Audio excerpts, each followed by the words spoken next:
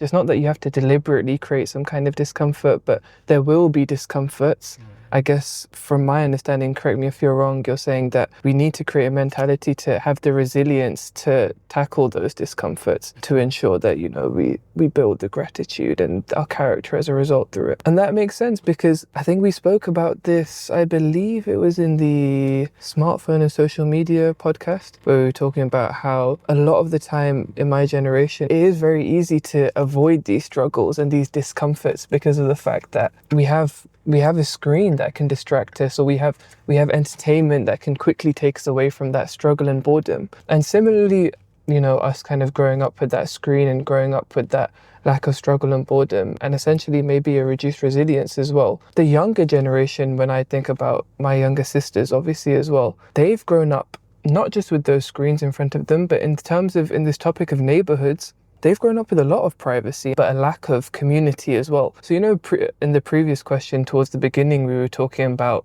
how we've, lost this sense of community as a result of privacy or through the convenience of privacy. More kind of particularly, Baba, what do you think that impact is having on children that are growing up in these societies? Because is it not affecting their friendships and their social activity, their social environment? Okay, Shayan, now when we are comparing this private life with for example, our times, there is something to compare with. And in our times, of course, we learned the meaning of life through belonging and connection. So they were part of the history of human life. So from very earlier on, when humans started settling into communities till our age. But since the social media has come and kids who have grown up in this new time, their whole relationship with life has changed. The only life they know is this private life. So having their own time and just creating time or with the friends or whoever every 2 weeks or maybe every few months, and then meeting in a particular place and for a particular hours or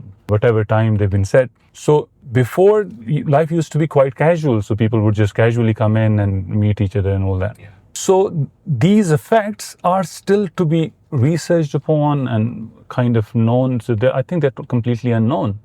That how the generation which has grown up in such private kind of settings or individualistic kind of, well, there is of course some research. People have lived individualistic lives in even 1930s and 1960s. There were families who lived very individualistic lives even in the past. Of course, the whole society wasn't just living a similar type of life. People had different styles of life even in the past. But as a society as a whole, or major part of society, wasn't this individualistic as it is today. So the effects of it, I think, still are quite unknown, but may not be as unpleasant because, as you mentioned, your own sisters, I see that they are quite fulfilled with their lives. They're happy, they laugh a lot, even more than the ones who otherwise had kind of quite more interactional time. So from that point of view, I feel that there don't seem to be anything missing in them so far, as I can see. And with their other peer group, I normally try to notice that how things are changing. My own personal observations,